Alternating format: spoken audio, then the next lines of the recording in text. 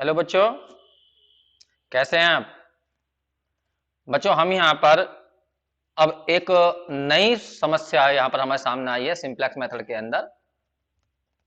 Simplex method में हमने कुछ जो छोटी छोटी सी समस्याएं आ रही हैं बीच में, उनको हम दूर कर रहे हैं। जिसमें एक मैंने नई टाइप की एक लीनियर प्रोग्रामिंग प्रॉब्लम ली है। वैसे तो हेडिंग डाला है यहाँ पर linear programming problem having more than one optimal solution. तो यहाँ पर एक से ऐसी भी प्रॉब्लम बहुत सारी हैं जिनके सॉल्यूशन एक से ज्यादा हो सकते हैं। मतलब ऑप्टिमल वैल्यू तो सेम आएगी, जैसे मैक्सिमम जेड की वैल्यू जो आएगी वो तो सेम आएगी, लेकिन x1 x2 की वैल्यू जो है वो चेंज हो जाएगी। ठीक है, ऑप्टिमल सॉल्यूशन तो सेम आएगा, लेकिन जेड जो x1 x2 है वो चेंज होंगे, तो उसे बोलते हैं कि भाई एक से ज्यादा सॉल्यूशन निकल रहे हैं। ठीक है, तो पहले हम सिंपल हम सोल्व करते हैं, जैसे सोल्व करते हैं उसका कोई मतलब नहीं है। अभी ऑप्टिमल सॉल्यूशन की बात बाद में करेंगे कि भाई more than one optimal solution क्यों है, वो बात की बात है। फिलहाल इसे सोल्व करते हैं। तो सबसे पहले इसे स्टैंडर्ड फॉर्म में लाएंगे। ऑब्जेक्टिव फंक्शन मैक्सिमाइजेशन में सारे कांस्टेंट लेस देन में है, ये सारे लेस देन। तो यहाँ पर एक कांस्टेंट शायद गलत लिखा गया। एक मिनट बच्चों, जरा मैं प्रॉब्लम में देख लूं। एक कांस्टेंट शायद छूट गया, मैंने जल्दीबाजी में ये प्रॉब्लम गलत ले ली शायद। एक मिनट के लिए, ये शायद 3 है यहाँ पर, ये सॉरी ग्रेटर देन है यहाँ पर, ये यहाँ पर लेस देन लिखा हुआ है। मैं इसे सही कर लेता हूँ जरा, ये वाला कंस्टेंट गलत लिखा हुआ है, क्योंकि वरना प्रॉब्लम आसान से हो जाएगी ना। फिर मैं सोच रहा हूँ कि एक बार तो मैं आर्टिफिशियल वेरिएबल टेक्निक फिर सिखा दूं एक बार। वैसे तो मैं कई क्वेश्चन कर चुका हूँ आर्टिफिशियल टेक्निक पर, लेकिन फिर भी एक और देख लीजिए। चलो इसे स्टैंडर्ड फॉर्म में चेंज करते हैं। याद करिए स्टैंडर्ड फॉर्म क्या होती है। ऑब्जेक्टिव फंक्शन बिल्कुल ठीक है, मैक्सिमम होना चाहिए, वो है 6x1 प्लस के 4x2। पहला कंस्टेंट चेक करो, 2x1 है प्लस के 3x2। Left hand side lace है तो जुड़ेगा इसके अंदर, उसे कहेंगे स्लैक वेरिएबल, इक्वल टू आ गया 30। दूसरे अंदर भी देखो left hand side less than है, तो यहाँ पे भी ऐड होगा, उसे मान लीजिए हमने कहा s2 इक्वल टू आ गया 24। लेकिन ये साइड थर्ड वाले कंस्टेंट में बड़ी है तो इसमें से घटेगा, तो यहाँ पर आ गया x2 और माइनस के मान लीजिए s3 डाल दिया हमने, मतलब सरप्लस का यूज होगा। अब यहाँ पर देखिए एक नई समस्या खड़ी हो गई। पहले 1 मिनट के लिए सारे वेरिएबल ऊपर डाला, 0s1 0s2 और 0s3 ये डाल दिए। अब यहाँ पे समस्या क्या आ गई, सोचो। आइडेंटिटी मैट्रिक्स अवेलेबल होना चाहिए। पहले तुम्हें स्टैंडर्ड फॉर्म तो समझ में आ गई होगी। देखो सारे कंस्टेंट हमने क्या बना लिए, इक्वेशन बना लिए हैं। Right hand side non negative है, ऑब्जेक्टिव फंक्शन मैक्सिमम में है, सारे वेरिएबल नॉन नेगेटिव हैं, तो स्टैंडर्ड फॉर्म आ गई। लेकिन अब यहाँ समस्या क्या खड़ी हो रही है, सिंप्लेक्स मेथड एक रुकावट पैदा हो रही है। क्या, आइडेंटिटी मैट्रिक्स नहीं मिल पाएगा। S1 देगा 1 0 0, S2 देगा 0 1 0, S3 देगा 0 0 -1, तो हमें थर्ड कॉलम नहीं मिल पाएगा। अब थर्ड कॉलम नहीं मिल पाएगा तो हमें एक आर्टिफिशियल डालना पड़ेगा। कौन से में डालेंगे, थर्ड वाले कंस्टेंट में, क्योंकि हमें थर्ड कंस्टेंट नहीं मिल रहा। तो यहाँ पर एक आर्टिफिशियल डाल दिया हमने A1। अब जैसे ही आर्टिफिशियल पड़ता है तो तुम्हें पता है बिगम यूज होता है या टू फेस यूज होता है। बिगम कहता है इसका कोएफिशिएंट ऑब्जेक्टिव फंक्शन में -m ले लो A1 का, और बाकी वैसे ही प्रॉब्लम सोल्व करो जैसे तुम करते हो। तो मैं इसे फिलहाल बिगम से ही सोल्व कर रहा हूँ, टू पेस नहीं कर रहा, क्योंकि टू पेस लेंथ हो जाती है। फिलहाल हम यहाँ पर बिगम का इस्तेमाल कर रहे हैं। अब मैं टेबल बनाऊंगा, टेबल तुम्हें बनानी आती है, फिर भी एक बार बता देता हूं। सबसे पहले यहाँ पे लिखेंगे हम XB, यहाँ पर XB, यहाँ पर CJ, यहाँ पर सारे variable x1 x2 s1 s2 s3 और a1, इतने सारे वेरिएबल हो गए। अब हमारे 3 तो हो गई हैं और 2 ये 5 और एक 6 वेरिएबल्स हो गए। इनके कोएफिशिएंट चेक करो, x1 का है 2 3 1, x2 का चेक करो 3 2 1 3 2 1, s1 का चेक करो 1 0 0, s2 का चेक करो 0 1 0, s3 का चेक करो 0 0 -1, a1 का चेक करो 0 0 1। ये रहा। ऊपर CJ लिखो, CJ लिखे जाते हैं ऑब्जेक्टिव फंक्शन है, 6 4 0 0 0 और यहाँ पर -m। ध्यान रखना मैं बिगम से सोल्व कर रहा हूं।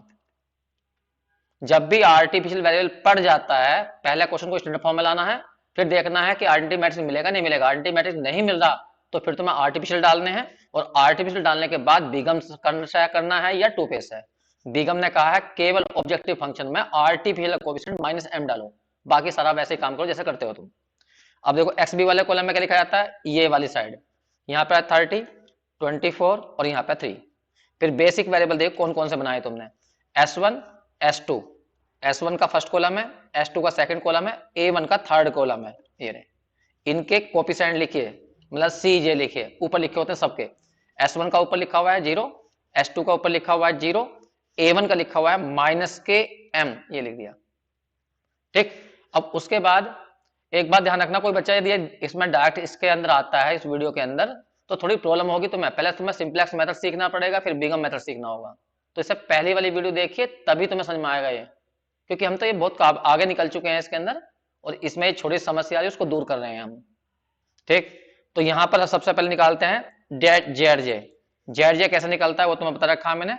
जेड जे का मतलब होता है सीबी वाले कॉलम की एक्सजे वाले कॉलम में मल्टीप्लाई कर दो। सीबी वाला कॉलम ये होता है, तो इस वाले कॉलम की इस वाले कॉलम में करनी कोरेस्पॉन्डिंग की, 0 की इसमें 0, इसकी इसमें 0, यहाँ आ जाएगा -m, कुल मिलाकर बैठेगा -m, ये रहा। इसके करो ये 0, ये 0, यहाँ आ जाएगा -m। फिर इस वाले करो इस वाले में तो 0 आ जाएगा, इस वाले करो इस वाले में 0 आ जाएगा, इस वाले करो इस वाले में तो यहाँ आ जाएगा +m हो जाएगा, इस वाले करो इस वाले में तो -m हो जाएगा। अब निकालते हैं डेल्टा जे, जिसे बोलते हैं net evaluation. Delta J, delta J कैसे निकल जाता है? डेल्टा जे निकलता है CJ में से ZJ को माइनस कर देते हैं। CJ लिखे होते हैं ऊपर, तो 6 माइनस में से ये माइनस होगा तो ये जाएगा 6 + m, 4 में से ये माइनस होगा तो 4 + m, 0 में से 0, ये 0 और इसमें से ये जाएगा तो -m, ऊपर वाले में से ये जाएगा 0 आ जाएगा। हर टेबल के अंदर एक सॉल्यूशन होता है, तुम्हें बताया था मैंने। जैसे इस टेबल में जो ये बेसिक वेरिएबल है, ये वाले बेसिक वेरिएबल, इनकी वैल्यू यहाँ पे लिखी हुई है XB वाले कॉलम में। S1 की 30 है, S2 की 24 है, A1 की 3 है। लेकिन हम तब तक उसे ऑप्टिमल सॉल्यूशन नहीं कहते जब तक कि डेल्टा जे < 0 ना जाए। अब देखो यहाँ डेल्टा जे, यहाँ m आ रहा प्लस का, ये पॉजिटिव है, ये भी पॉजिटिव है, ये 0 है, ये 0 है, ये नेगेटिव है, ये 0 है। सिंप्लेक्स मेथड कहता है तब तक करते जाइए जब तक ये सारे डेल्टा जे < 0 ना जाए। तो फिर हमें नया सोल्यूशन ढूंढना पड़ेगा, और नए सोल्यूशन के लिए क्या करते हैं, सबसे बड़ा डेल्टा जे चुनते हैं। वो हमें बताता है इनकमिंग कौन होगा, तो x1 हमारा इनकमिंग होगा। तो अब ये जो इनकमिंग है इस वाले कॉलम में आना है, तो किसी को यहां से उठाना पड़ेगा, क्योंकि यहाँ पे 3 है, 3 की ही जगह है, 3 तो रो है, तो एक को उठाना पड़ेगा यहाँ से। तो किसको उठाते हैं, उसके लिए रूल बना रखा है, मिनिमम रेशो निकालिए। अब मिनिमम रेशो कैसे निकलती है, ये XB वाले कॉलम को डिवाइड करना होता है इनकमिंग वेक्टर वाले कॉलम से। इनकमिंग वेक्टर कॉलम आया x1, लेकिन ध्यान रखना x1 की केवल पॉजिटिव वैल्यू से डिवाइड करते हैं, नेगेटिव से नहीं, ना 0 से। तो करो, XB वाले कॉलम में 30 है, x1 कॉलम वाले में 2 है, डिवाइड करो 15 आ जाएगा। फिर यहाँ पे 24/3 हो जाएगा, यहाँ 8 आ जाएगा, यहाँ डिवाइड करो 3/1, कुल मिलाकर 3 आ जाएगा। अब ये देखो किस रो की रेशो सबसे कम आई है, थर्ड वाली रो की रेशो सबसे कम है, तो यही देगी तुम्हें आउटगोइंग। तो आउटगोइंग जो हुआ तुम्हारा A1 हुआ। तो इसका मतलब तुम यहां से A1 को हटाओगे और उसकी जगह कौन लाओगे, x1 लाओगे। तो अगली टेबल जो बनेगी उसमें यही काम करना पड़ेगा। देखिए मैं वो नीचे टेबल ले जा रहा हूं इसको, तो थोड़ा ध्यान से सुनना। यहां पे ले आया हूं, अगली टेबल बना रहे हैं हम, नेक्स्ट टेबल। इसे नेक्स्ट इनिशियल सिंप्लेक्स टेबल बोलते हैं, पहली वाले को बोलते हैं इनिशियल सिंप्लेक्स टेबल। फिर सेकंड बोल दो, या तो इसे फर्स्ट बोल दो, इसे सेकंड बोल दो, सेकंड इटरेशन टेबल बोल देते हैं बहुत से, या सिंप्लेक्स टेबल बोल दीजिए सेकंड वाली। देखो S1 तो ऐसा ही रहेगा, S2 भी ऐसा ही रहेगा, लेकिन A1 हट जाएगा, A1 की जगह जाएगा x1। तुम्हें मैंने बताया था कि यहां पर जो वेरिएबल आ जाते हैं, जैसे यहाँ x1 आ गया, x1, तो x1 का कॉलम जो है आइडेंटिटी मैट्रिक्स के अनुसार होना चाहिए, लेकिन x1 कॉलम तो 2 3 1 है, होना चाहिए आइडेंटिटी मैट्रिक्स के अनुसार। तो आइडेंटिटी मैट्रिक्स का जो थर्ड कॉलम होता है वो होता है 0 0 1, तो तुम्हें यहाँ पर 1 बनाना है और ऊपर वाले सारे एलिमेंट 0 बनाने हैं, वरना ये इसके यहाँ पर अंदर नहीं आ पाएगा, क्योंकि बेसिक वेरिएबल वही होते हैं जिनके कॉलम आइडेंटिटी कॉलम के अनुसार होते हैं। तो तुम्हें यहाँ पर 1 बनाना है, ऊपर 0, इसको बोलते हैं की एलिमेंट, बता रखा तुम्हें। या बहुत से लोग ऐसा कहते हैं इनकमिंग वेक्टर की कोता कॉलम और आउटगोइंग वेक्टर की रो पर इंटरसेक्शन एलिमेंट कौन है, 1 है, ये वाला, यही की एलिमेंट है। तो इसे 1 बनाना होता है और इस कॉलम के सारे एलिमेंट 0 करने होते हैं, वो तुम्हें मालूम है सब।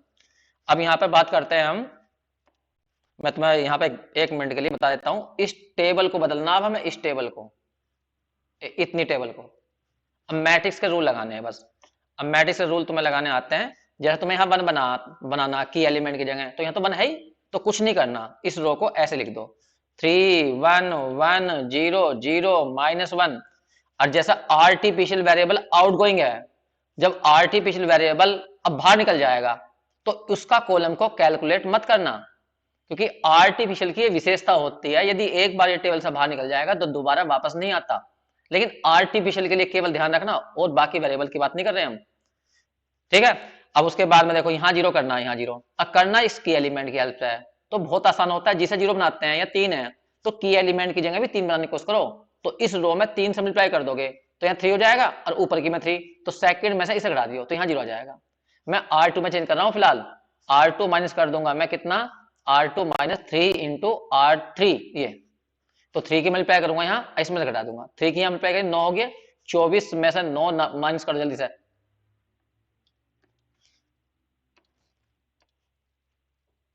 हाँ बच्चों 24 में से 9 कितने हो गए माइनस, तुम्हारे कितना हो गया 15, 15 तो बैठेंगे, तो यहाँ आ गया 15। यहाँ पे चेक करो, यहाँ 3 की मल्टीप्लाई करी, इसमें से घटाया 0 आ गया, 3 की यहाँ मल्टीप्लाई करी 3, और 2 में से घटाया तो यहाँ माइनस के बनना जाएगा, फिर यहाँ 0 है तो यहाँ भी 0 ही रहेगा, यहाँ पर 1 है लेकिन यहाँ 3 की मल्टीप्लाई यहाँ कर रहे हो तुम, तो 1 में से इसे घटाओगे तो 1 ही रहेगा, यहाँ पर 3 की मल्टीप्लाई करी, इसमें से घटाया तो प्लस के 3 आ जाएगा, और ये इसमें तो हम कोई चेंज कर ही नहीं रहे। अब देखो तुम्हें ऊपर 2 की जगह 0 करना और की एलिमेंट की हेल्प से करना, तो ये देखो यहाँ पर कितना है 2, तो यहाँ भी 2 बना लो, तो इसमें 2 की मल्टीप्लाई कर लो, और R1 में से R3 को फिर माइनस कर लेना, तो R1 में चेंज करना है R1 माइनस 2 R3, बस ये काम करना। तो करो, तो 3 की यहाँ पे मल्टीप्लाई करिए यहाँ और 2 की यहाँ मल्टीप्लाई करिए, 6 हो गया, तो इसमें से इसे घटा दो तो कितने हो जाएंगे 24 हो जाएंगे, अरे 6 हो जाएगा ना यहाँ, इसमें से इसे माइनस करोगे तो 24 तो आएगा। यहाँ 2 की मल्टीप्लाई करी, ऊपर वाले में से घटाया तो 0 आ जाएगा, यहाँ 2 की मल्टीप्लाई करी, इसमें घटाया तो 1 आ जाएगा, यहाँ पर 1 ही रहेगा, इसमें यहाँ 0 ही रहेगा, इसमें से घटाओगे 2 की मल्टीप्लाई करके तो प्लस के 2 आ जाएगा। ये तो हम कैलकुलेट कर ही नहीं रहे, बस इस टेबल के अंदर एक नया सोल्यूशन आ गया, S1 की वैल्यू 24, S2 की वैल्यू 15, X1 की वैल्यू 3 आ गई। अब यहाँ पर एक मिनट को इनके C भी लिख लो, C ऊपर लिखे होते हैं, S1 का C तो 0 ही है, S2 का C कितना है 0 है, X1 का कितना आ गया, अब यहाँ 6 आ गया, ठीक है। इस टेबल में एक नया सोल्यूशन बन गया, लेकिन हम इस सॉल्यूशन को तभी अच्छा मानेंगे, अच्छे का मतलब ऑप्टिमल सॉल्यूशन, ऑप्टिमल का मतलब जिसमें जेड की वैल्यू सबसे ज्यादा हो, वो तभी माना जाएगा जब डेल्टा जे की वैल्यू सारी की सारी लेस देन इक्वल टू 0 आएंगी। तो हमें यहाँ पे हर बार डेल्टा जेड जरूर निकालना है, डेल्टा जेड निकालोगे फिर डेल्टा जे निकालोगे, वही बताएगा कि ये अच्छा सोल्यूशन है या नहीं है, ऑप्टिमल है या नहीं है। चलो जेड निकालते हैं, वो तुम्हें पता है, सीबी वाले कॉलम में x1 वाले मल्टीप्लाई कर दो, इसकी इसमें इसकी इसमें इसकी इसमें तो 6 आ जाएगा, इसकी इसमें करो 0, इसकी इसमें करो 0, इसकी इसमें करो तो यहाँ 6 हो जाएगा, इसकी करो इस वाले में 0, इसकी इसमें 0, इसकी इसमें 0 तो 0 आ जाएगा, इसकी इसमें 0, इसकी इसमें 0, इसकी इसमें 0 आ जाएगा, इसकी करो इस वाले में तो 0 आ जाएगा, यहाँ 0, यहाँ आ जाएगा माइनस के 6, ये आ गया। अब डेल्टा जे निकालो, फिर घटाओ, ऊपर सी जी लिखा 6, 6 में से 6 जाएगा तो 0 आएगा, 4 में से 6 जाएगा तो माइनस के 2 आ जाएगा, 0 में से 0 गया तो 0 आ जाएगा, 0 में 0 जाएगा 0 आ जाएगा, इसमें से ये जाएगा तो प्लस के 6 हो गया। अब यहाँ खेल बिगड़ गया, ये डेल्टा जे पॉजिटिव आ गया, इसका मतलब अभी टेबल और बनेगी, तो ये जो इस टेबल में आंसर होगा तो जो जेड की वैल्यू आएगी वो मैक्सिमम नहीं होगी, अगर मैक्सिमम होती तो ये सारे डेल्टा जे लेस देन 0 आते हैं, तो अगले टेबल फिर बनाएंगे, वो टेबल तुम्हें बनानी आती है। अब तुम्हें क्या ढूंढना पड़ेगा, इस टेबल में फिर चेंज करना होगा जिससे कि ये सॉल्यूशन चेंज हो जाए। अब तो S1 की वैल्यू 24 है, S2 की 15 है, X1 की 3 है, तो हम इस सॉल्यूशन में चेंज करेंगे। हम ये कह रहे हैं कि भाई इस सॉल्यूशन का आंसर जो आया है जेड वो मैक्सिमम नहीं है, तो फिर कैसा करें चेंज, तो सिंप्लेक्स ने क्या बताया, सबसे बड़ा डेल्टा जे चुनो, ये चुन लिया। इसके अंदर ये जो ऊपर लिखा हुआ देखो S3, अब की बार यहाँ S3 आएगा, S3 इनकमिंग वेक्टर होगा, लेकिन जाएगा कौन बाहर इनमें से उठ के, तो उसके लिए रेशो निकालते हैं। रेशो तुम्हें निकालनी आती है, XB वाले कॉलम को डिवाइड करना होता है इनकमिंग वेक्टर के कॉलम से, और इनकमिंग का वेक्टर है यहाँ पर S3, तो S3 की केवल 0 से बड़ी वैल्यू से डिवाइड करना। करो, यहाँ पे देखो 24 है, यहाँ पे 2 है, तो 24 को 2 से डिवाइड करोगे तो 12 आएगा, यहाँ पे देखो 15 है, यहाँ 3 है, तो यहाँ 5 आ जाएगा, लेकिन ये माइनस का है, ये रेशो नहीं निकालोगे। अब इसमें मिनिमम चेक करो कौन सी है, 5 है, तो 5 पे एरो लगा दो बाहर की ओर, तो इसका मतलब है S2 बाहर निकालना तुम्हें, और कौन आएगा आपके बार, S3 आएगा, तो यहाँ पर की एलिमेंट कौन हुआ, तो यहाँ पर की एलिमेंट जो हुआ वो 3 हुआ। एक बात ध्यान रखना, की एलिमेंट कभी भी नेगेटिव नहीं हो सकता, ना जीरो होता, वरना 1 कैसे बनाओगे सोचो मुझे, ये हमेशा ही पॉजिटिव आएगा, हमेशा पॉजिटिव। क्योंकि अगर ये नेगेटिव हो गया, अगर ये मान लीजिए -3 हो गया, ठीक है, तो तुम इसे 1 तो बना दोगे, 3 से डिवाइड करके -3 से डिवाइड करके 1 तो बना दोगे, लेकिन यहां पर नेगेटिव हो जाएगा फिर -15, वही माइनस के जैसे 15 है और यहाँ पे -3 आ गया मान लो, और तुम्हें इसे 1 बनाना, तो जैसे ही तुम इसे डिवाइड करोगे 1 बनाने के लिए -3 था, तो यहाँ पर -5 नहीं जाएंगे, तो इसका मतलब S2 की वैल्यू नेगेटिव आ जाएगी, और तुम निकाल रहे हो फिजिबल सोल्यूशन। और फिजिबल सोल्यूशन का मतलब ऐसा सोल्यूशन जिसमें कि सभी वेरिएबल की वैल्यू पॉजिटिव आए। क्योंकि तुमने देखा होगा जब हम ग्राफिकल से सोल्व करते थे इन प्रॉब्लमों को, तो किस क्वाड्रेंट में आंसर लेते थे हम, फर्स्ट क्वाड्रेंट में, सारे वेरिएबल नॉन नेगेटिव ही आने चाहिए। और तुमने लिख भी रखा S1 S2 जितने वेरिएबल्स हैं वो कैसे हैं, सारे नॉन नेगेटिव हैं, क्योंकि ये स्टैंडर्ड फॉर्म की कंडीशन होती है। और तुमने यहाँ पे -3 आ गया तो फिर यहाँ माइनस बन जाएगा, तो ये नेगेटिव आएगा, इसका मतलब S2 तो गलत हो जाएगा। इसलिए ध्यान रखना, हमेशा ही जो की एलिमेंट होता है वो हमेशा ही पॉजिटिव होता है, ऑब्जेक्टिव है तो हमेशा ही पॉजिटिव होता है, नेगेटिव में कभी नहीं आता, ना जीरो होता। इनकमिंग वेक्टर का कॉलम देखो और आउटगोइंग की रो देखो, तो ये है हमारा की एलिमेंट। बस अगली टेबल इसकी हेल्प से बनती है, इसलिए इसे की कहते हैं, चाबी है इसके हाथ में अगला सोल्यूशन बनाने की। अगला सोल्यूशन कैसा बनता है वो भी तुम्हें मालूम है, क्या करना पड़ता है बताइए।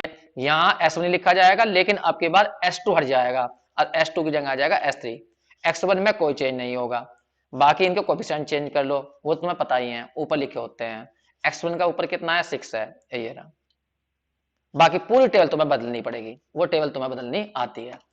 देखिए टेबल कैसे बदली जाएगी, ए यहां से बदली जाएगी, मैंने तुम्हें बताया था अभी थोड़ी देर पहले, ए ये वाले बस इतनों में चेंज करना होता है, इतनों में, ये बाकी तो सब हम निकालते हैं अपने पास है, जेड जे डेल्टा जे तो हम खुद निकाल लेते हैं, तो इन्हें चेंज करना है हमें।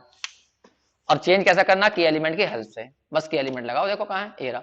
सबसे पहले यहाँ 1 बनाओ, तो सेकंड रो को 3 से डिवाइड कर दो, तो R2 को डिवाइड कर देंगे किससे, 3 से, तो करो यहाँ पर, यहाँ जाएगा 5, यहाँ 0, यहाँ आ जाएगा 3 से डिवाइड करोगे 1/3, यहाँ हो जाएगा 0, यहाँ हो जाएगा 1/3 और यहाँ हो जाएगा 1, ये आ गया। अब तुम्हें ऊपर 0 करना है इसकी हेल्प से। अब सोचो यहाँ पे 2 है जिसे तुम 0 करना चाहते हो, और यहाँ पे 3 है, तो यहाँ पे 2 बनना चाहिए, जिससे कि ऊपर से इसमें घटाओगे, तो 2 कैसे बनेगा, 2/3 की मल्टीप्लाई कर दो R2 में, तो R1 में से तुम्हें माइनस करना है, R1 में से माइनस करना है 2/3 इंटू R2, तो फिर यहाँ 0 हो जाएगा यहाँ इस जगह, लेकिन ये ऑपरेशन तुम्हें सारे में लगाना। करो, जब यहाँ पे 2/3 की मल्टीप्लाई करोगे, 3 पंजे 15, 5 दूनी 10, तो 24 में से 10 गए तुम्हारे 14 बच जाएंगे, तो यहाँ आ जाएगा 14, यहाँ पर घटाओ, इसे 0 ही बचेगा, इसमें से इसे घटाओ 1 माइनस, लेकिन प्लस हो जाएगा और 2/3 की मल्टीप्लाई हो जाएगी, तो 3 और 2 5, तो 5/3 आएगा शायद, चेक कर लो एक बार। फिर यहाँ पे 1 ही रहेगा, इसमें यहाँ पर यहाँ 0 है और इसमें 2/3 की मल्टीप्लाई करी, ऊपर में से घटाया तो माइनस के 2/3 बचेगा, यहाँ पे 0 हो ही जाएगा। इसको तो कैलकुलेट कर ही रहे हम, इस कॉलम को तो, बस अब तुम्हें यहाँ और 0 करना है यहाँ, तो यहाँ 0 बनाने के लिए तुम्हें बताओ, यहाँ पे -1 है मतलब 1 है, और यहाँ भी 1 बनाओ, तो इसे 3 से डिवाइड कर लो और दोनों रो को जोड़ दियो, तो R3 में क्या चेंज कर दें, R3 में हम ऐड कर देंगे 1/3 करके R2 को, तो 0 बन जाएगा।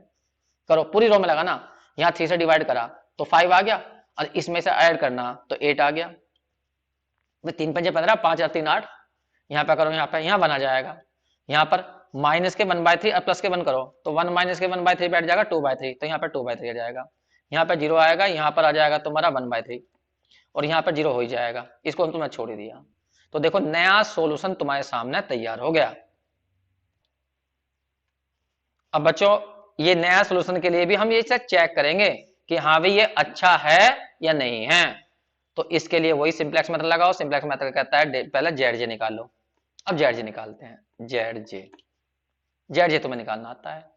ऊपर हाँ CB वाले कॉलम में X1 वाले कॉलम की मल्टीप्लाई करो, इसकी इसमें 0, इसकी इसमें 0, इसकी इसमें 6 आ जाएगा, इसकी इसमें यहाँ पे 0, इसकी इसमें 0, इसकी इसमें करो तो 3 दूनी 6, 4 आ जाएगा शायद, ये रहा। इसकी इसमें 0, इसकी इसमें 0, इसकी इसमें 0, ये आ जाएगा। इस वाले करो अब इस वाले में, तो ये ऊपर के 2 0 हो गए, इसकी इसमें मल्टीप्लाई कर लो 2 आ जाएगा यहाँ पर। इस वाले करो इस वाले में तो सारा 0 हो जाएगा, ये रहा। अब तुम्हें डेल्टा जे निकालना, बस डेल्टा जे ऊपर देखोगे, CJ चेक करो ऊपर कितना था, एक मिनट में ऊपर से थोड़ी सी टेबल नीचे कर लूं जिससे कि मुझे दिखाई देता रहे। ऊपर है 6, तो 6 माइनस 6 जाएगा, यहाँ तो आ जाएगा 0, ये रहा। फिर यहाँ देखना, तो मैं ऊपर कितना था देखना पड़ेगा एक बार। ऊपर था 4, बाकी सब 0 है, तो 4 में 4 गया 0, यहाँ भी 0 आ गया, यहाँ भी 0, यहाँ माइनस के 2 आ जाएगा क्योंकि ऊपर 0 था, और यहाँ भी 0। अब देखो सारे delta J less than equal to 0 आ गए, ये आ गए delta J less than equal to 0। इसका मतलब इस टेबल में जो तुम आंसर लिखोगे वो सबसे बेस्ट है, उस पर जेड की वैल्यू सबसे ज्यादा आ जाएगी। कहने का मतलब वही ऑप्टिमल सॉल्यूशन है। तो हम कहेंगे यहाँ पे since all delta J less than equal to 0 है, सो ऑप्टिमल सॉल्यूशन क्या बना, ऑप्टिमल सॉल्यूशन लिखो क्या बना। देखिए S1 की वैल्यू 14, S2 की S3 की वैल्यू 5 और X1 की वैल्यू 8, और जो इसमें नहीं आए वो सब 0, X2 0, S2 भी नहीं आया, S2 भी 0। लेकिन हमें S1 S2 से कोई मतलब नहीं होता, हमारा तो मतलब X1 X2 से है, तो वो बैठा 8 और X2 की वैल्यू बैठी 0। अब यहाँ पे देखते हैं हम कि सॉल्यूशन वास्तव में आया क्या, वो जेड की वैल्यू क्या बैठी इस सॉल्यूशन पर। चेक करो, जो जेड था हमारा वो क्या था, मैं एक बार ऊपर दे देता हूं। जेड था हमारा कितना था, ये रहा 6x1 प्लस के 4x2।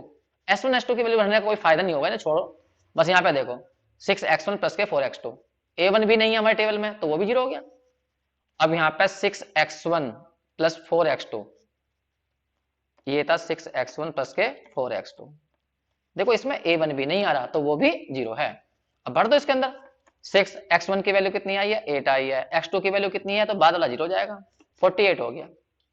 तो इस टेबल में जो जेड की वैल्यू है 48 है, यही सबसे मैक्सिमम आई है, यही इसका आंसर है। अब कोई कहने लगा जरा नो बताइए सेकंड टेबल में आंसर क्या आया होगा। चलो जी, इसमें जेड की वैल्यू क्या आई होगी, इस टेबल के अंदर, इस टेबल में जेड की वैल्यू बताओ। तो यहाँ था अभी फॉर्मूला क्या क्या थी, वो ऑब्जेक्टिव फंक्शन, एक मिनट चेक कर लो जरा मैं, ऑब्जेक्टिव फंक्शन क्या थी, हम तो भूल भी गए। 6x1 प्लस के 4x2 ये थी। तो यहाँ पे देखो 6x1 प्लस के 4x2, 6x1 प्लस के 4x2। यहाँ बताओ इस टेबल में x1 की वैल्यू कितनी आई 3, तो यहाँ 3 भर दो, 6 इंटू 3, और x2 इसमें नहीं आया तो x2 कितना हुआ 0, तो यहाँ पे इस टेबल में 18 है। अगर इस टेबल से तुम आंसर देखाओगे तो जेड की वैल्यू 18 मिलेगी, जबकि नीचे वाली में 48 मिल रही है। और इस वाले टेबल से देख लो जेड की वैल्यू, इसमें और भी कम आई होगी। जेड की वैल्यू है 4x1 प्लस के कितना 6x1, 6x1 प्लस के 4x2 है। तो इस टेबल में देखो x1 तो आया ही नहीं, x1 0 है ना, x2 आया तो इसका मतलब x2 भी 0 है, तो इस टेबल में जेड की वैल्यू 0 है। तो तुमने देखा जेड नीचे की ओर बढ़ता जा रहा है भाई, तभी तो फायदा होगा। अगर बढ़ेगा, हम बढ़ने को तो ढूंढ रहे हैं कि मैक्सिमम कितना आएगा। तो इसमें यही ध्यान रखना, जब सिंप्लेक्स मेथड लगाते हैं तो नेक्स्ट टेबल में जो जेड की वैल्यू आएगी 100% पहले वाले से बढ़ती जाएगी, नीचे की ओर बढ़ती जाएगी, कम नहीं होगी वो। अगर कम होगी तो फायदा क्या है इस मेथड लगाने का, ठीक है। तो यहां पर हमने देखा इस टेबल में सबसे बड़ी वैल्यू आई है 48, यही ऑप्टिमल सॉल्यूशन है। लेकिन अब यहाँ पे समस्या ये है कि जो तुमने ये आंसर लिखा है कि भाई x1 की वैल्यू कितनी है 8 है, x2 की वैल्यू कितनी है 0 और z की वैल्यू कितनी है 48 है, क्या इस प्रॉब्लम का एक ही सोल्यूशन है ये, या और भी कोई सोल्यूशन हो सकता है। मतलब x1 x2 की वैल्यू हम चेंज करें जिससे कि z की वैल्यू 48 ही आ जाए, क्या और भी x1 x2 मिल सकते हैं। तो वो समझा रहा हूं मैं, वही हमारी यहां समस्या थी। ऑप्टिमम सॉल्यूशन एक साथ ज्यादा कैसे होते हैं वो तुम्हें बताऊंगा। देखो जब तुम आंसर लिखते हो हर टेबल के अंदर और तुम डेल्टा जे निकालते हो, डेल्टा जे से ही हमें चलता है पता कि नेक्स्ट टेबल बननी है नहीं बननी। तो डेल्टा जे में एक खास विशेषता है, जो आईएनटी के कॉलम होते हैं, आईएनटी मैट्रिक्स के कॉलम होते हैं, उनका डेल्टा हमेशा ही 0 आता है। देखो ये आईएनटी कॉलम है, इसका डेल्टा 0 आएगा, इसका देखो इसका डेल्टा 0 आएगा, इसका डेल्टा 0 आएगा। तो ये ऑब्जेक्टिव पूछा जाता है, जितने भी बेसिक वेरिएबल होंगे, तो बेसिक वेरिएबल कौन होते हैं, जो आईएनटी का कॉलम देते हैं। तो जितने भी बेसिक वेरिएबल होते हैं उनके डेल्टा हमेशा ही 0 होते हैं। किसी भी टेबल में देख लो, जाए ऊपर वाले टेबल में चल पहुंच जाओ, ये टेबल, इस टेबल में चेक कर लीजिए, ये आइडेंटिटी का कॉलम है, इसका डेल्टा 0 है, इस आर का ये आइडेंटिटी का कॉलम है, इसका डेल्टा 0 है, इसका भी डेल्टा 0 है।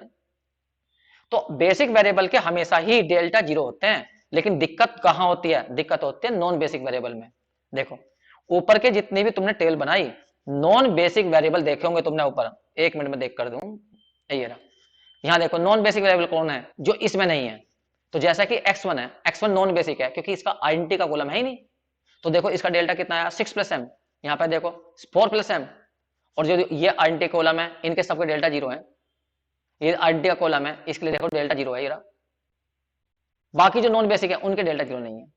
और लेकिन लास्ट टेबल में देखना क्या हुआ, इस टेबल में जहां तुमने ऑप्टिमल सोल्यूशन लिखा, इस आइडेंटिटी मैट्रिक्स का ये वाला कॉलम जीरो था, आइडेंटिटी मतलब डेल्टा जे जीरो था, इस कॉलम का डेल्टा जीरो था, इसका डेल्टा जीरो था, लेकिन देखना ये वाला तो नॉन बेसिक वेरिएबल था और इसका डेल्टा भी जीरो आ गया। तो मैंने तुम्हें जब सिंप्लेक्स में लिखवाया था कुछ कंडीशन लिखवाई थी शुरू में कि अगर सारे delta J less than equal to zero आ जाएं और किसी एक नॉन बेसिक वेरिएबल का डेल्टा जीरो हो जाए तो फिर उस प्रॉब्लम का सॉल्यूशन यूनिक नहीं होता, अल्टरनेट सॉल्यूशन भी रखती है वो। अगर एक भी डेल्टा जे नॉन बेसिक का, ध्यान रखना नॉन बेसिक का, तो ये बात मैं यहां लिख देता हूं, सेंस डेल्टा टू कहूंगा मैं इसको, डेल्टा टू, ये वाला delta two is zero for non basic variable, non basic variable, जो नॉन बेसिक वेरिएबल है उसका डेल्टा टू जो है वो जीरो है। इसलिए given problem have alternate solution, इसका मतलब इसका और भी सॉल्यूशन मिल जाएगा। अब मैं बताऊंगा तुम्हें दूसरा सॉल्यूशन मिलता कैसे है। एक तो हमने निकाल दिया सिंप्लेक्स मेथड है, दूसरा कैसे निकालते हैं वो मैं तुम्हें समझा रहा हूं, बस थोड़ी सी बात ध्यान देना। जो तुम्हारी लास्ट की टेबल है, ये लास्ट की टेबल, इसे एक बार तुम्हें नीचे की ओर उतारना है पूरी की पूरी को, ऐसा वैसा ही जैसी है ये बिल्कुल सेम ऐसे उतार दो। ये उतार दी मैंने, मैं एक बार लिख देता हूं यहां पर, जरा सही से उतारना देखो। यहां पर एक्स भी था, यहां पर x1 है, यहाँ x2 था, यहाँ x3 था, x3 कहां से आ गया इसमें, s1 था शायद, फिर s2 था, फिर s3 था। a1 को मत लिखना, a1 या लिखना था लिख दो, मर्जी है। अब देखो 0 0 1 0 0, जरा मैं थोड़ी सी टेबल ऊपर कर लूं, या पहले रो लिख लूं। यहाँ पर है 5/3, यहाँ पर है 1, फिर यहाँ पर है माइनस के 2/3। जरा मैं टेबल को ऊपर नीचे भी कर दूंगा, हो सकता है दिखाई ना दे रही हो तुम्हें। मैं 1 मिनट अभी ऊपर कर देता हूँ क्योंकि मुझे भी देखनी है ना ये टेबल। ये देखो लास्ट टेबल लिखी मैंने, ध्यान रखना लास्ट टेबल जो थी, और सेकंड रो थी हमारी 0 माइनस के 1/3, माइनस के 1/3, यहाँ पर था 0, यहाँ पर 1/3 और यहाँ पर था 1। और बिल्कुल लास्ट की जो रो थी, लास्ट टेबल में देख रहा हूं मैं, वो थी 1 2/3, 1 थी 2/3 थी, 0 थी 1/3 थी, और यहाँ था 0। ये तो हमने कैलकुलेट करा ही नहीं था। जरा मैं सीजे वापस लिख लेता हूं, सीजे भी क्या क्या थे, मेरे ख्याल से पहले का 6 था शायद, एक बार 6 था, इसका 4 था, इन सबके 0 0 थे, ठीक है। और जो हमारी लास्ट टेबल में XB वाला कॉलम आया, XB वाला कॉलम भी देख लेता हूं मैं एक बार। XB वाला कॉलम ये था 14 5 8, 14 5 8, यहाँ 14 था, 14 यहाँ 5 और यहाँ 8, ये बाकी तो हम अपने आप कर लेंगे, ऊपर देखने की अब जरूरत नहीं है। देखिए मैंने लास्ट टेबल लिया, ये ध्यान रखना कि कहां से उतारना है, तो मैं लास्ट से, बिल्कुल लास्ट सिंप्लेक्स टेबल से, अगर तुम्हें दूसरा सोल्यूशन ढूंढना है तो, ठीक है। अब ये देखो इस टेबल में, इस टेबल के अंदर जो तुमने डेल्टा जे निकाला था वो बता रहा हूं मैं, इसका डेल्टा जे दिया था, इसका 0 दिया था, इसका शायद मेरे ख्याल से इसका भी 0 था, इसका भी 0 था, और इस वाले का डेल्टा मैं लिख देता हूं फिर भी एक बार। ऊपर वाले में इसका एक था, हाँ तीनों को 3 के 0 आए थे, फिर -2 आया था, फिर 0 आया था, यहाँ भी 0 आया था बच्चों, यहाँ भी 0 था और यहाँ -2 था, बस ये निकाले थे हमने। देखिए लास्ट के टेबल मैंने लिख दिया पूरी की पूरी यदि। अब बताओ बेसिक वेरिएबल कौन कौन से हैं, एक तो x1 है जो थर्ड कॉलम दे रहा, तो x1 यहाँ होगा, ऊपर ही देख लियो, ये तो मैं यहाँ देख के लिख रहा हूँ, तुम ऊपर से देख लिया ना। लास्ट टेबल में फर्स्ट कॉलम किसने दिया, s1 ने दिया है, और सेकंड कॉलम किसने दिया, s3 ने, यही होगा ऊपर वाले टेबल में। s1 का कोएफिशिएंट देखो 0 है, s3 का कितना था 0 था, और x1 का कितना था 6 था, ये रहे। तो मैंने लास्ट टेबल जैसी थी वैसी की वैसी ही उतार दिया, कुछ नहीं करा मैंने। जेड लिखना चाहो तो लिख देना, बस मैं तो डेल्टा लिख रहा हूं। अब देखो यहाँ पर बस ध्यान देना, जो नॉन बेसिक वेरिएबल है, एक नॉन बेसिक वेरिएबल है x2 जो इस टेबल में नहीं आ रहा, और देखो उसका डेल्टा 0 आ रहा, ये रहा, ठीक है। यही हमें बताएगा अब नया सॉल्यूशन। तो तुम्हें क्या करना है, जो नॉन बेसिक वेरिएबल होगा जिसका डेल्टा 0 हुआ है उसको इनकमिंग वेक्टर लेकर चलना है, इनकमिंग वेक्टर लेकर चलना उसे, और फिर उसी तरह से मिनिमम रेशो निकालनी पड़ेगी आउटगोइंग को बाहर निकालने के लिए, XB को डिवाइड करना पड़ेगा इनकमिंग से। ध्यान रखना इनकमिंग उसका लेकर चलना है जो नॉन बेसिक है और जिसका डेल्टा जे 0 हो गया है। ठीक, करो डिवाइड, इसको इससे डिवाइड करोगे तो 5 14 तो यहाँ आ गए और बटे में हो जाएंगे 5/3। कर लोगे तुम 14 या कितनों में, ये आ जाएगा तुम्हारा 5। और यहाँ पर देखो ये नेगेटिव है, कहाँ गया, ये नेगेटिव है, इसे छोड़ देना, यहाँ पे करो इसको, तो ये हो जाएंगे मेरे ख्याल से 8 2 चौक 8 4 12 आ जाएगा शायद। एक बार चेक करो, एक मिनट को, जल्दीबाजी में मैंने जल्दीबाजी में, देखिए बच्चों कितना आया, गलती हो गई तो इसमें थोड़ी सी प्रॉब्लम लग रही है मुझे। देखो तुम चेक करो एक बार, मुझे ऐसा लग रहा है कि शायद यहाँ कुछ गलती तो नहीं हो गई। ये माइनस, ये छूट गया। चलो एक बार चेक कर लेते हैं, आंसर देख लेते हैं अभी, एक मिनट रुक जाओ जरा। यहाँ कितना बैठ जाएगा, 34 42 42/5 बैठ जाएगा, ये रहा। अब देखो इन्हें मिनिमम छाटो कौन सा, ये 42/5 है और ये है 12, तो ये कम बैठेगा ये वाला। तो की एलिमेंट चेक करो, ये बैठ गया 5/3 की एलिमेंट।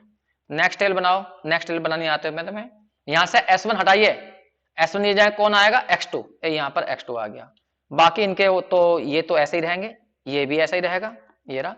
और नेक्स्ट टेबल बदलो, बदलनी तुम्हें आती है। सबसे पहले यहाँ 1 बनाओ, तो R1 में मल्टीप्लाई कर लो किसकी, 3/5 की, ये 3/5 की मल्टीप्लाई कर दो, यहाँ पे 1 बन जाएगा। तो यहाँ कितना बन जाएगा, 42 बटे आ जाएगा तुम्हारा 5, यहाँ पर आ जाएगा 0, यहाँ पर आ जाएगा 1, यहाँ हो जाएगा 3/5 और यहाँ हो जाएगा माइनस के 2/5 और यहाँ हो जाएगा 0।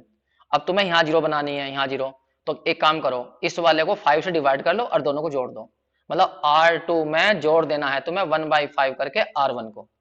ठीक है, करो जरा कितना बैठेगा यहाँ पे, यहाँ बताओ यहाँ कितना बैठेगा। R2 में कितना है, यहाँ 5 है, तो 5 + 1/5 इंटू में R1 में आ जाएगा 14, ये तो 5 यहाँ पे ले लिया तुमने, 25 ये हो गया और 14 ये हो गया। फिर कहीं गलती हो गई थी, शायद सही बैठ गया, मुझे थोड़ी सी डाउट सा लग रहा। ये हो गया 9 तुम्हारा और ये हो गया 3, 39/5, 39/5। वैसे तो आंसर अभी चेक हो जाएगा, एक मिनट रुक जाइए फिर। 39/5 और यहाँ कितना जाएगा, यहाँ तो 0 आ ही जाएगा, यहाँ पर भी 0 बन ही जाएगा, यहाँ पर 1 ही रहेगा। और यहाँ पे सोल्व करो कितना बैठेगा, यहाँ बैठेगा तुम्हारा, ये ऑपरेशन लगाया ना हमने, ऑपरेशन लगाया था हमने ये वाला, R2 में चेंज कर रहे हैं ना हम, तो यहाँ भी गलती कर दिया मैं तो, क्योंकि R2 में ऑपरेशन का लगाना था, R2 में तो यहाँ तो 1/5 आएगा फिर तो। यहाँ चेक करो, R2 में है 1/3 और प्लस के 1/5 और इंटू में R1 में है माइनस के 2/3। तो यहाँ पे 15 एलसीएम आ गया, 5 आ गया, माइनस के 2 आ गया, कुल मिलाकर 3/5 या 1/5। तो यहाँ बैठ गया 1/5 और यहाँ बैठ जाएगा 1 ही, ये आ गया। अब लास्ट में यहाँ पे चेंज करना है, यहाँ पर यहाँ 0 बनाना है, यहाँ और इसकी हेल्प से 0 बनाना। तो यहाँ पर 2 है, तो यहाँ पे 2 कैसा जाएगा, 2/5 की मल्टीप्लाई कर देना, तो R3 में से घटा देना 2/5 इंटू R1 करके। ये जरा कैलकुलेट करो जल्दी से, 1 मिनट के लिए करिए कैलकुलेट, कितना कितना बैठेगा।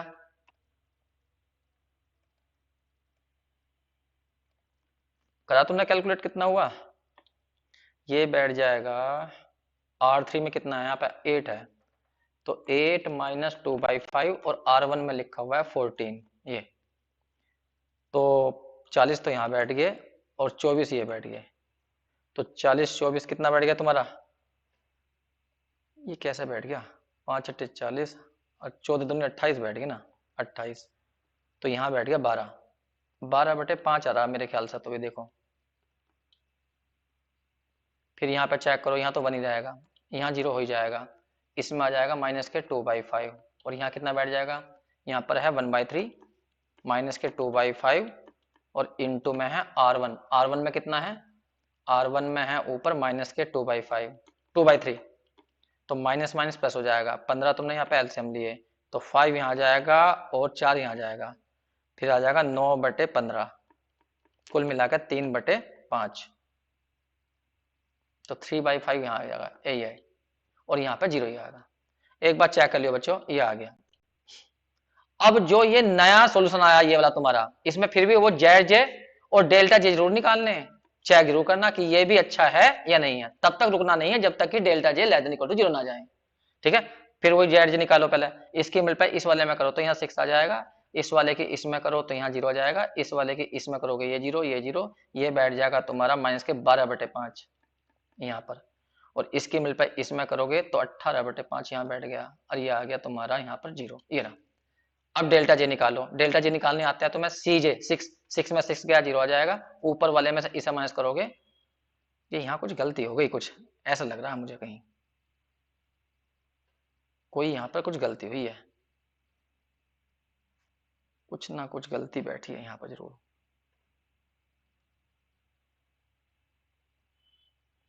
यहाँ कैलकुलेशन में कुछ गलती होगी बच्चों, डेल्टा जे, क्योंकि डेल्टा जे यहाँ 0 नहीं आ रहा, जबकि यहाँ पर जो है, 1 मिनट रुक जाओ जरा, 1 मिनट को मैं बच्चों, यहाँ गलती होगी हमसे। ये जो x2 का था ना, ये x2, ये ऊपर देखो x2 4 था, यहाँ पे 0 लिखा गया जल्दीबाजी में, ये 4 था ये वाला यहाँ। तो जब यहाँ पे करोगे ना इसकी मल्टीप्लाई इस वाले में, तो यहाँ डेल जेड जे जो आएगा 4 आएगा, ये रहा 4। अब 4 में से 4 जाएगा तब 0 जाएगा। अब देखो इसमें से इसे माइनस कर दो, यहाँ फिर गलती होगी, ये गलती, हाँ फिर तो यहाँ भी गलती होगी ना, ये इसकी मल्टीप्लाई इसमें करी, जब इसकी मल्टीप्लाई इसमें करी तो ये बैठ गए 12/5, तो यहाँ बैठ गए, और इसकी इसमें 0 हो गया, इसकी इसमें करी तो माइनस के 12/5 यहाँ आ गए, तो 0 आ गया ये, तो यहाँ 0 आ जाएगा यहाँ। फिर यहाँ भी गलती हो गई होगी, इसकी मल्टीप्लाई इसमें करी तो माइनस के 8/5 आ गया, इसकी यहाँ 0 हो गई, यहाँ बैठ गया 18/5 प्लस के 18/5, तो कुल मिला के आ गया 10/5, ये रहा। तो यहाँ पर आएगा 10/5, ये थोड़ी सी गलती होगी यहाँ पे जल्दीबाजी में, ध्यान रखना ये 0 है, और यहाँ पे आएगा 10/5, ये रहा। अब डेल्टा जे निकाल रहे हैं, ऊपर में से इसे घटाओ तो यहाँ 0 आ गया, इसमें से इसे घटाओ तो माइनस के 10/5 आ गया। देखो सारे delta J less than equal to 0 आ गए, तो इस टेबल के अंदर नया सोल्यूशन आ गया। अब नया सोल्यूशन क्या मिलेगा, new optimal solution. Optimal solution check करो, यहाँ देखो x2 की वैल्यू आई है 42/5, x1 इसमें ये रहा 12/5, ये रहा x1 12/5, और बाकी सब x3 भी आ गया, लेकिन हमें जरूरत नहीं होती x3 x3 की, ये तो हम स्लैश सरप्लस सीरीज डालते हैं जिससे कि हमारी स्टैंडर्ड फॉर्म बन जाए। मेन तो हमारे कौन से वेरिएबल हैं, x1 x2 है। अब बताइए z कितना था हमारा, एक बार z और चेक कर लो। मैक्सिमम z था हमारा, z की वैल्यू थी शायद 6x1 प्लस के 4x2, ये थी। तो 6x1 तुम्हारा बैठा 12/5 और प्लस के 4, और x2 की वैल्यू बैठी 42/5। जरा जल्दी से कैलकुलेट करो कितना बैठ गया ये उतना ही आना चाहिए। तो यहाँ पे 5 तो एलसीएम आ गया, तो 72 ये हो गए, और तुम्हारे यहाँ बैठ गया 4 दूनी 8, 4 चौक 16, ये बैठ गए, तो 168 आ गया तुम्हारा ये, और 72 ये आ गए, ये हो गए 10, 7 6 13, 13 14, और ये हो गए 240। तो मेरे ख्याल से 240/5 बैठ गया, और 5 डिवाइड करिए उसे, 5 चौक 20, 5 8 40, देखो ये आ गया 48। अब देख रहे हो तुम, x1 x2 चेंज हुए, लेकिन z की वैल्यू अब भी 48 है। तो एक बात और ध्यान रखना, अगर तुमने शुरू का चैप्टर पढ़ा है जहां मैंने तुम्हें बताया था ऑप्टिमल सॉल्यूशन की बात जो है, तो मैंने कहा था जैसे इसके 2 सॉल्यूशन निकले हैं, फिर 2 सॉल्यूशन नहीं होते, फिर इनफाइनाइट सॉल्यूशन निकलते हैं। इसके अलावा भी बहुत सारे सॉल्यूशन होंगे इनके, जिन पर z की वैल्यू तो 48 ही बैठेगी, लेकिन x1 x2 चेंज होगा। तो वहां पर मैंने तुम्हें जब बेसिक फिजिकल समझाए थे वहां भी बताया होगा, और वहां पर मैंने कहा होगा उन जैसे 2 पॉइंट आए तुम्हारे, 1 मिनट में बता ही देता हूं। देखो जैसे ऊपर देखा तुमने, ये आंसर आया x1 की वैल्यू 8 और x2 की वैल्यू 0, पहला वाला आंसर आया। ये बना लिया हमने यहाँ पर एक, ये रहा x1 की वैल्यू 8 और x2 की वैल्यू 0, और दूसरा आंसर आया हमारा x1 की वैल्यू 12/5 और x2 की वैल्यू आई 42/5।